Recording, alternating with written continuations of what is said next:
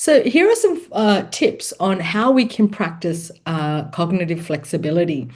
One of the things, and one of my favorite things, we have this circle of control in one of our workshops, and it's a great way to identify what are things that are within my circle of control. So what do I have control over, and what is outside of my control?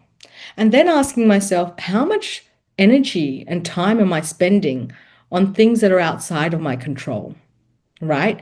So when we shift our focus on things that we can control, then that's a way to really practice cognitive flexibility and really be able to be adaptable because you're acting on the things that you can control.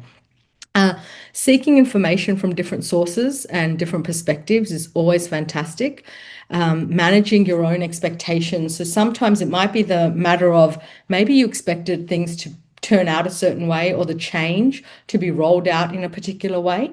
And it's about allowing that flexibility that I have certain expectations, but it's okay that maybe I didn't get everything I expected, similar to what Haley alluded to earlier. And of course, Haley, actually, you mentioned this too, proactively learning new and relevant skills. So if you're finding that things are changing around you, how can you upgrade yourself in a way that you can match what the new landscape requires of you? And then it's about embracing and making mistakes. So those people who are really afraid of making mistakes are the ones that tend to fear taking a risk. And when we are afraid of trying anything new, and being afraid of making mistakes, then it's really difficult to become adaptable.